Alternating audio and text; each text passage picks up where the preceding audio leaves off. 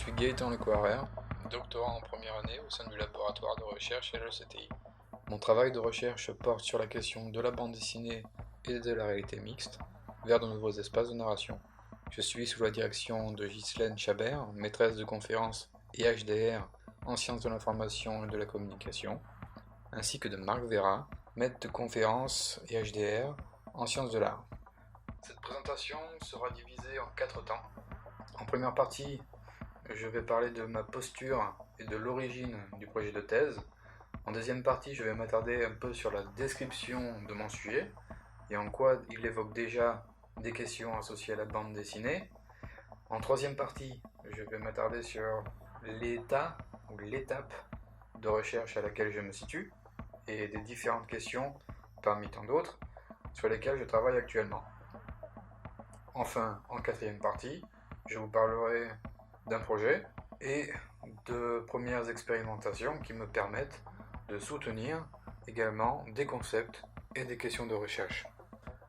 La question centrale dans ma recherche, qui est la bande dessinée, a déjà été abordée dans un premier temps dans le cadre de mon master création numérique, réalisé au sein de l'Université Savoie-Mont-Blanc, dans le cadre du département hypermédia et communication. Après un stage en laboratoire de recherche en digital art à Malte, j'ai établi un projet de bande dessinée en réalité virtuelle. Ce projet était alors analysé et accompagné d'un mémoire de recherche sur la notion du noir comme espace elliptique adapté au support numérique. Le projet vise à comprendre la notion d'ellipse de l'art séquentiel, qui est un synonyme de la bande dessinée, traitée par le biais de l'immersion. Un article a suivi cette approche que vous pouvez facilement retrouver dans le livre Texte et Images 5, Les fabriques des histoires. Le point souligné ici est le traitement de la bande dessinée au travers de nouveaux médias. Nous abordons donc une structure de recherche qui vise l'innovation. Nous voulons aller plus loin que certains auteurs tels que Henry Jenkins, qui se sert déjà de la bande dessinée par rapport au marketing et aux médias pour traiter de la notion de convergence et de transmédia. Dorénavant, nous pensons la bande dessinée non pas comme un facteur d'évolution médiatique, mais comme un système propre, proposant une nouvelle lecture, une nouvelle architecture de la médiation, et évidemment de la narration. Cette thèse relève d'un caractère fortement interdisciplinaire, car nous allons croiser des recherches et des références scientifiques issues de la sémiotique, de la narratologie, du structuralisme, de la phénoménologie et même de la psychanalyse. J'aimerais maintenant aborder la construction de mon sujet de thèse. Donc bande dessinée et réalité mixte vers de nouveaux espaces de narration. Au cœur, donc, nous avons la théorie de la bande dessinée. Nous voulons déterminer ce qu'elle contient, ce qu'elle traite, ce qu'elle exprime par le biais de la technologie. Le but ici n'est donc pas de nommer un nouveau style, un nouveau genre de la bande dessinée, ou de la faire entrer dans une typologie spécifique et un domaine de recherche, aurait-il pu être artistique, littéraire ou même technologique. Dans Bande dessinée Lien social, un recueil d'articles de la revue Hermès tiré par les éditions du CNRS et sous la direction d'Éric Dacheux, Magali Boudissa évoque la bande dessinée numérique. Donc, la bande dessinée possède déjà un nom dans le domaine numérique que beaucoup réutilisent. On la retrouve chez Julien Baudry, qui la traite sous un point de vue de l'évolution historique, ou même chez Anthony Ragel, qui la traite plus sous le point de l'interaction et du ludique. Magali Boudissa revient notamment sur les bouleversements du passage du papier, donc de la bande dessinée imprimée, à l'écran, donc l'édition numérique. Elle évoque notamment, au-delà des contraintes propres du support, de nouvelles constructions narratives. Donc la bande dessinée est pensée et à penser en dehors du papier est déjà établie. Le point alors que nous voudrions dépasser, c'est ce passage. Dans les textes sur la bande dessinée numérique, la notion de transition est toujours traitée dans cette forme de passage et d'établissement. Cela implique alors dans son étude, par conséquent perpétuellement en reflet au support, de traiter des éléments cotés, notamment la typologie, que l'on retrouve sans mal chez les trois auteurs. Pour ne pas entrer dans les contraintes de la typologie, il a été choisi de dénominaliser la bande dessinée numérique et revenir à son essence pure, que l'on mettra en lien avec des technologies et de l'innovation. Nous allons rapidement déterminer des liens entre la bande dessinée au cœur de notre recherche, et la réalité mixte. Donc, formellement, nous parlerons de bande dessinée et réalité mixte, puisque le mot « et » tisse ici un premier réseau tout en conservant la singularité de chaque entité théorique, bande dessinée, réalité mixte. J'aimerais pour l'instant laisser le sujet de la réalité mixte ici, j'y reviendrai plus tard dans la troisième partie. Deuxième partie du sujet de thèse, donc deuxième moitié du sujet de thèse, virgule, vers de nouveaux espaces de narration. La virgule ici est signifiante. Elle permet rétroactivement de mettre en comparaison, mais aussi de recoder les liens qui se construisent à la lecture de la première partie du sujet de thèse. La virgule dans ce sujet est un signe presque chandiesque, un axe ouvrant sur un bouleversement des dimensions. Elle crée à elle seule un espace intertextuel qui permet de souligner le caractère spatiotopique de notre recherche.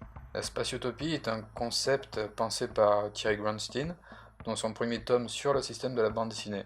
Ce dernier détermine la mise en page de bande dessinée comme dispositif de composition d'espace. Par conséquent, nous entrons également dans cette phase de composition et le sujet se terminera sur la notion éponyme d'espace, évidemment toujours liée à la narration, qui en sera certainement tiraillée. Et récupérer ici une méthodologie du langage, de la communication et de l'appropriation du phénomène afin de se nourrir et d'entrer en action, en réaction et en interaction avec une institution au sens husserlien, donc avec un concept, un fondement origine qu'est la bande dessinée. Nous allons traiter donc des fins logistiques, méthodologiques, autour de l'innovation. J'aimerais revenir maintenant sur la question de l'innovation technologique et sur son étude contextuelle, notamment liée à la réalité mixte. Avec la démocratisation des expériences de réalité virtuelle ou de réalité augmentée, la réalité mixte semble venir comme un après. Cette dernière est souvent résumée en tant que synthèse en fait de la VR et de l'AR, créant par addition un autre type de réalité. Afin de nous tourner vers une définition plus spécifique du média, nous allons aborder le cas de Pierre-Damien Huyghe. Ce dernier nous propose un élément de définition à propos de l'appareillage, à propos de l'appareil. Je cite: « Disons donc qu'un appareil est une modalité technique distincte de l'outil et de la machine. Cependant, il arrive que cette modalité se réalise dans un dispositif qui accepte aussi de fonctionner comme un outillage. Dans ce cas, l'appareil s'adapte à l'ensemble des dispositions qui permettent en général à un outillage de servir. Il s'intègre au système de ces dispositions et ses propriétés spécifiques sont alors difficiles à repérer. » Nous retrouvons ainsi déjà des notions communes entre bande dessinée et réalité mixte. Disposition, système, ce sont des concepts que l'on retrouve facilement chez Granstein. Pierre-Damien Huyghe est d'autant plus pertinent dans notre approche de la réalité mixte, puisqu'il approche la question de l'appareil à la notion de photographie. La photographie étant l'origine, ou du moins nous pouvons lui en accréditer l'origine, de la réalité mixte.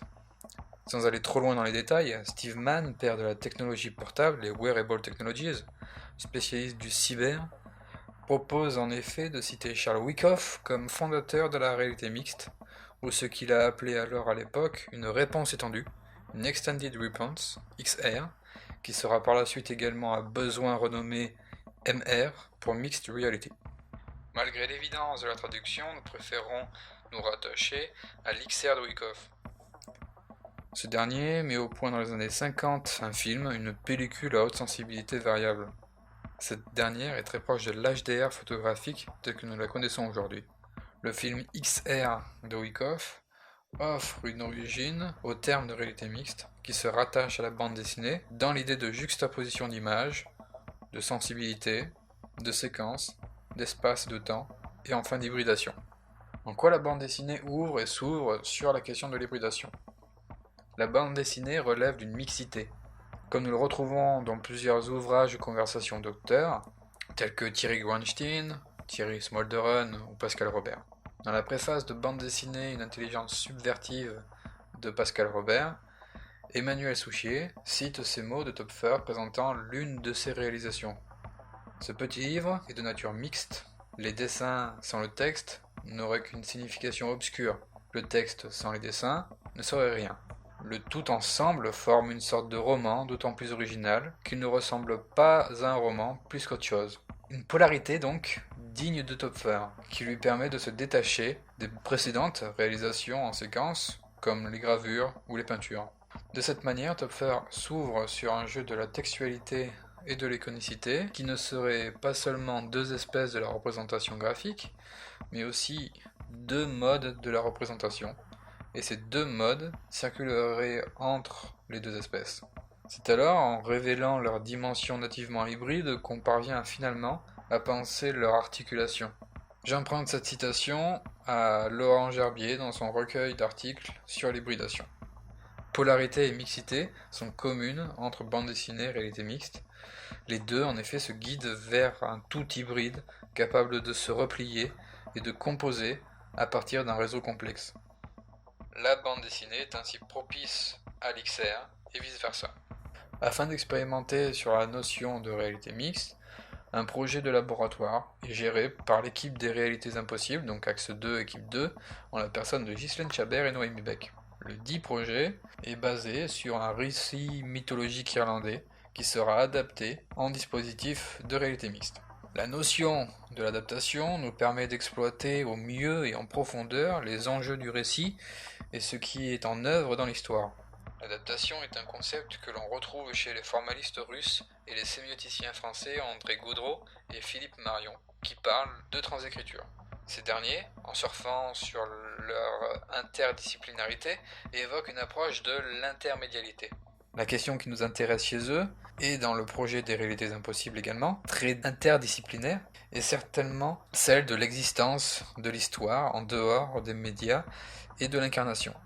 À partir des études de formalistes russes, tels que Tianov, Tomaszewski et leurs lecteurs occidentaux, tels que Bordwell, ils déterminent une structure de la composition de l'adaptation. Cette dernière est déterminée par 4 facteurs, 4 concepts. Le premier est la fabula. C'est une histoire en tant qu'entité indépendante et spatialement autonome.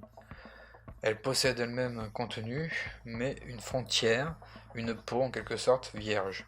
Tenter de la pénétrer, de la perforer, ce serait la dénaturaliser. Ensuite, le médium.